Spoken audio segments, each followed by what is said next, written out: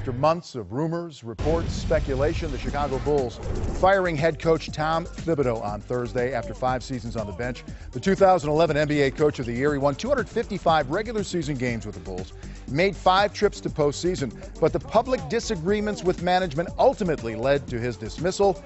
Here is Bulls GM Gar Forman this afternoon talking about it. We dug deep and we looked at a lot of different things as far as where this team's at and trying to sustain success and trying to grow on that success. So there were a lot of different topics that we dug into. I don't want to get into the specifics or the details of every one, but as we came out of those meetings, it was our decision, again, that we felt a change was needed in order for us to continue to move forward. Now, this is a portion of the statement from Bulls chairman Jerry Reinsdorf. It's very telling, really. While the head of each department of the organization must be free to make final decisions regarding his department, there must be free and open interdepartmental discussion and consideration of everyone's ideas and opinions. These internal discussions must not be considered an invasion of turf and must remain private. Teams that consistently perform at the highest levels are able to come together, be unified across the organization. Staff, players, coaches, management, and ownership. When everyone is on the same page, trust develops, teams can grow and succeed together. Unfortunately, there has been a departure from this culture. Now, Tom Thibodeau issuing a statement late Thursday, and he thanked the city of Chicago, their fans, the players and their families, and he also thanked Jerry Reinsdorf for giving him the opportunity. And right now we want to bring in by phone Casey Johnson of the Chicago Tribune. You know him as the fine beat writer for the Chicago Bulls. Casey, where did this ultimately go wrong for Tibbs and Bulls brass? Well, it's actually been, obviously building for several seasons, Vince. I mean, you can even go back to the contract extension that was announced at the start of training camp in 2012 that Tom took 6 months to sign. He said it was lawyer issues, but he was upset with some personnel moves that summer where, the Bulls let Omer Asik and Kyle Korver walk for nothing. So there's been a feeling of distrust and discord between him and management for several years. There's been several incidents over the years. And to me, it coalesced most spectacularly this season when management, with the help of the medical staff and ownership, imposed those minutes restrictions on Joakim Noah and Derrick Rose. And Tom just bristled against that right from the start, and that's where things went really awry this season. Right, I was going to point to that. If there have been 2 really outstanding criticisms, it's really the lack of perceived creative offense, the creativity there, the growth, and then the minutes for players that seem to affect them down the stretch in the playoffs. Are those both legit?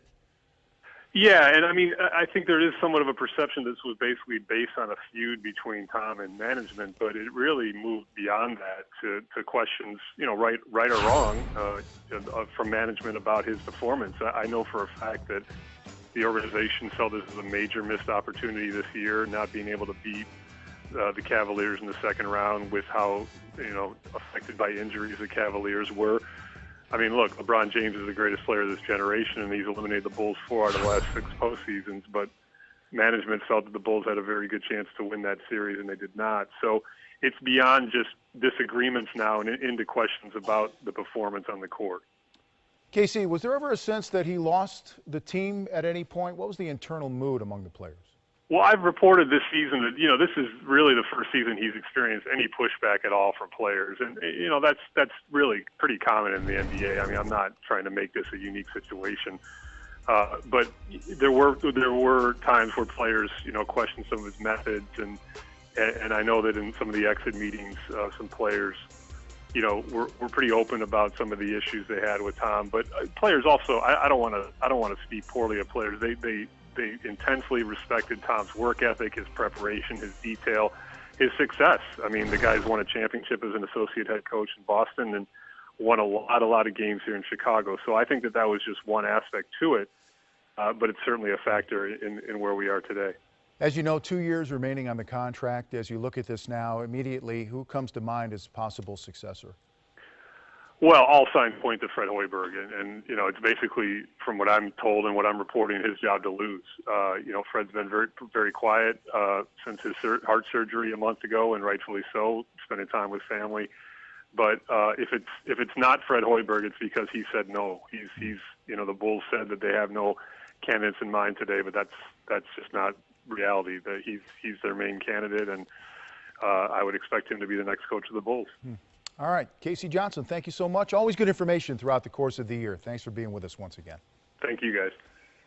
All right, DZ, I'll start with you. Is this a case where maybe a coach takes a team as far as he's going to take that team? I mean, how do you assess it? Well, yes. It's a thin line between love and hate. When Tibbs first took over, we praised him so much about the defensive end, his approach for the game.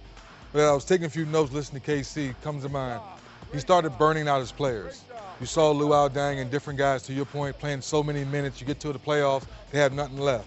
No offensive flow. You talked about that. How many times have we sit there and say, Tibbs, the defense is there, but what's up with the late game execution, not getting things done? Number 3, days off, practices. You heard Noah and different guys say, you know what?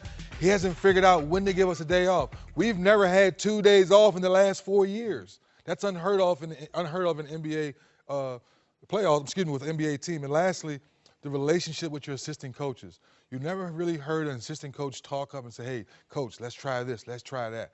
So when all these things start to compile and now you're starting to lose every season, you're starting to figure out how can I tinker some things. So all those things, I think, came to this point where you had to let him go. Interesting. Smitty?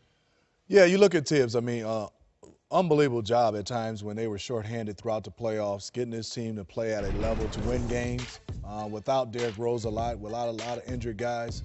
But I think just the wear and tear of Tibbs kind of wore out on the players. But in all, he was still winning. But I think after a while is winning, but we have a team that we feel can compete for a championship. And I think that's where they thought when Derrick Rose came back and they were kind of fully healthy until Pau Gasol got hurt in the playoffs, they thought this was a team that could definitely get to the Eastern Conference Finals. And then from there on had a chance to get to the championship and may win. They haven't had that opportunity, and obviously Derrick Rose has been hurt a lot of these years, but I think Tom Thibodeau and management, this is not months. It seems like this been, Thibodeau might be leaving for years. We've been talking about this, Chicago and management and Tom Thibodeau not getting along for a long time. So you see this championship window is still remaining open for them, and maybe for the next guy coming in, this could be a great opportunity, almost like a Steve Kerr type opportunity? I mean, yes. You look at everything when you ask for a team. I mean, obviously you can add something, maybe some more outside shooting, but they have a rookie in Doug McDermott that can shoot the basketball flat out. Then you can see the guys that's going to be unrestricted, and obviously, you know, I think the Bulls franchise has enough to be able to re-sign a Mike Dunleavy, and obviously Jimmy Butler is going to be huge. But I think you're talking about Noah, Pau Gasol, you add just to this team definitely can win a championship. Well, I think the defensive mindset's there. Very similar to you talking about with Steve Kerr, how Mark Jackson started that. So now whoever their next coach is, can you get these guys going back to having fun on the other end of the floor? Because how many times have we sat here and said, okay, Bulls are playing defense, they're back in the ball game, then they get a 4 or 6 minute span where they can score the basketball. So I think that's the biggest thing. Get those guys back to having fun on the offensive end. Yeah, and when it's not about winning, then there is a bigger issue there because the wins were there, the contention was there. Not getting to the finals maybe, but 255 regular season wins and postseason every year. But Tom Thibodeau is gone.